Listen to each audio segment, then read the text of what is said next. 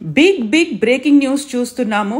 పాకిస్తాన్లో ఉన్నటువంటి 9 స్థావరాల మీద టెర్రరిస్టులు ఏదైతే అడ్డాగా ఎంచుకున్నాయో ఆ స్థావరాల మీద ఇండియన్ ఆర్మీ అటాక్ చేసింది. గతంలో పుల్వామా మీద అటాక్ జరిగినప్పుడు సర్జికల్ స్ట్రైక్స్ చేసినటువంటి భారతదేశ ఆర్మీ పహల్గామ్ అటాక్ తర్వాత ప్రెసిషన్ స్ట్రైక్స్ చేసినట్టుగా ఇండియన్ డిఫెన్స్ ఫోర్స్ కూడా అనౌన్స్ చేసింది. మినిస్ట్రీ ఆఫ్ డిఫెన్స్ దగ్గర నుంచి ఒక అఫీషియల్గా స్టేట్మెంట్ కూడా వచ్చింది. అర్ధరాత్రి 1:34 సమయంలో ఈ ఇన్సిడెంట్ జరిగినట్టుగా మినిస్ట్రీ ఆఫ్ డిఫెన్స్ అనౌన్స్ చేసింది. పాకిస్తాన్లో ఉన్నటువంటి 9 టెర్రరిస్టు స్థావరాల్లో ఈ అటాక్ జరిగినట్టుగా, అందులో దాదాపుగా 90 మంది టెర్రరిస్టులు చనిపోయినట్టుగా సమాచారం అందుతోంది.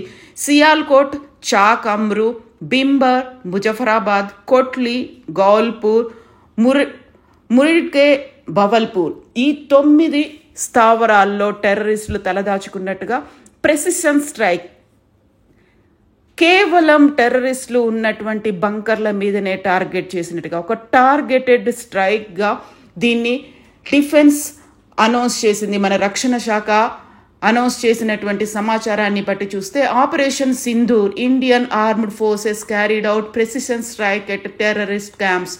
నివాసిత ప్రాంతాల మీద, అక్కడ ఉన్నటువంటి స్థానికుల మీద కాకుండా ఎక్కడైతే ఈ 9 ప్రాంతాల్లో ఉన్నటువంటి స్థావరాలు ఉన్నాయో వాటి మీద మాత్రమే అటాక్ చేసినట్టుగా అనౌన్స్ చేసింది. ఒక అఫీషియల్ ప్రెస్ మీట్ అయితే వచ్చింది. దేశమంతా దీన్ని సెలబ్రేట్ చేసుకుంటుంది. దీనికి ఆపరేషన్ సింధూర్ అని నామకరణం చేశారు. ఇండియన్ ఆర్మీకి సంబంధించి పూర్తి స్వేచ్ఛ ఇస్తున్నట్టుగా క్యాబినెట్ కూడా ఒక డెసిషన్ తీసుకుంది. ఆ తర్వాత ఎప్పుడైనా ఏ క్షణమైనా ఏమైనా జరగవచ్చు అనేది ఒక దేశవ్యాప్తంగా అలర్ట్ను కూడా ఇచ్చారు. ఈరోజు దేశవ్యాప్త మాక్ డ్రిల్ అనేది 250 జిల్లాల్లో జరుగుతోంది. దానికి సంబంధించి ఏర్పాట్లు కూడా పూర్తయ్యాయి. దీనిని పాకిస్తాన్ కూడా ఎక్స్పెక్ట్ చేస్తోంది. 9th or 10th మా మీద అటాక్స్ జరగవచ్చు అనేది. ఇక ఈ అటాక్కి సంబంధించి చేసినటువంటి ప్రెసిషన్ స్ట్రైక్కి సంబంధించి అమెరికా అధ్యక్షుడు కూడా హర్షం వ్యక్తం చేశారు. ఇట్స్ షేమ్ అనేది ఒక సిగ్గుపడాల్సినటువంటి విషయం.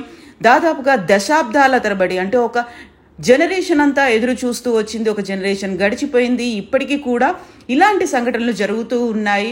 I just hope it ends very quickly. అతి తొందరగా దీనికి ముగింపు పలుకుతుంది అన్నట్టుగా ట్రంప్ కూడా ఆశాభావం వ్యక్తం చేశారు. ఒక రకంగా హర్షం అనేది కూడా ట్రంప్ దగ్గర నుంచి కనిపించినటువంటి సిచ్యువేషన్. ఇప్పుడు దేశవ్యాప్తంగా ఆపరేషన్ సింధూర్కి సంబంధించి జై హింద్ అంటూ, జై భారత్ మాతాకి జై అంటూ నినాదాలు అయితే కనిపిస్తూ ఉన్నాయి.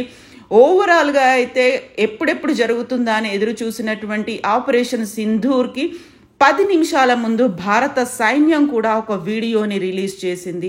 ఆర్మ్డ్ ఫోర్సెస్కి సంబంధించి రిలీజ్ చేసినటువంటి ఈ వీడియోలో సమాయత్తమవుతున్నట్టుగా ఉంది తప్ప ఎక్కడ ఎప్పుడు మేము అటాక్ చేస్తాము అనేది లేదు. అందులోనూ ఏడీజీ ఇండియన్ ఆర్మీకి సంబంధించి జస్టిస్ ఈజ్ సర్వ్డ్, జై హింద్ అనేటువంటి ఒక ట్వీట్ని ట్విట్టర్ వేదికగా చేశారు. అది 1:51 ఈ ట్వీట్ని ఇండియన్ ఆర్మీ దగ్గర నుంచి అఫీషియల్గా వచ్చింది.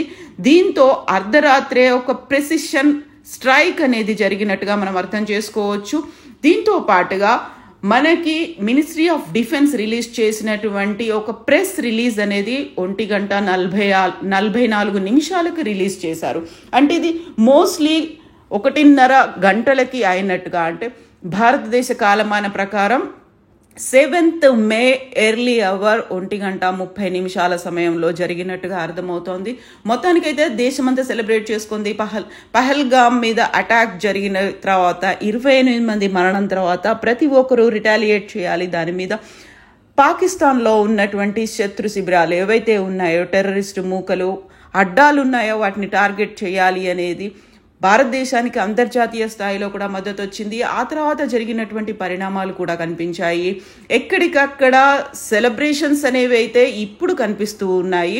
అయితే పహల్గామ్ అటాక్ తర్వాత మాత్రం దీనికి సంబంధించి తీసుకోవాల్సినటువంటి చర్యల మీద క్యాబినెట్ కూడా వివిధ దఫాలుగా మీటింగులు పెట్టింది, భేటీలు అయ్యాయి, అఖిలపక్ష భేటీ కూడా అయింది. పర్టికులర్గా హిందువులకి సంబంధించి హిందువుల మీద జరిగినటువంటి అటాక్కి మత కోణం అనేది కూడా కనిపించింది. ఆ నేపథ్యంలో భారతదేశంలో ఉన్నటువంటి హిందువులు కూడా ముస్లింలు అందరూ కలిసి ఈ సంఘటనని ఖండించారు. పాకిస్తాన్ మీకు బుద్ధి చెప్పాల్సినటువంటి అవసరం ఉంది అని.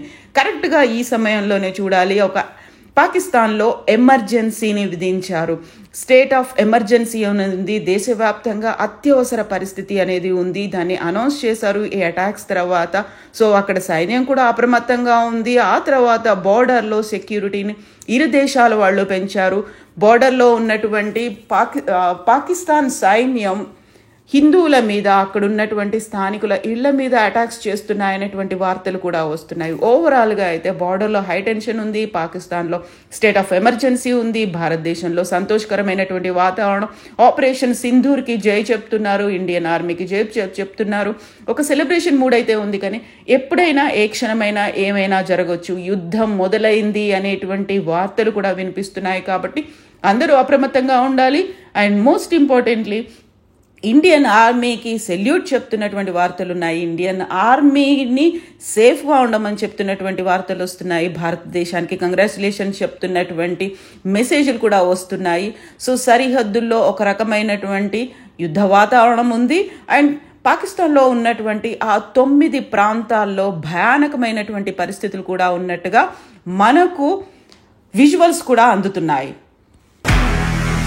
నిజంగా ప్రస్తుతం ఉన్నటువంటి సమాజం దేనికి ప్రయారిటీ ఇస్తుంది? ఆర్థిక సంబంధాల చుట్టూ మాత్రమే తిరుగుతుంది. మళ్ళీ ఎన్నికలంగానే చాలా విరక్తి కలుగుతాం. మంచి అనిపిస్తుంది కదా, లేడీస్ కూడా ఛాలెంజింగ్ జాబ్స్ చేసినప్పుడు చాలా బాగుంటది. ట్రాఫిక్ అసిస్టెంట్స్ గా నియమించిన ట్రాన్స్జెండర్స్ అందరితో సాల్యూట్ చేయించుకుంటున్నారు. ఫుడ్ డెలివరీ ఇవ్వటానికి వెళ్ళినటువంటి డెలివరీ బాయ్ అనిల్ పై కళ్ళ ముందు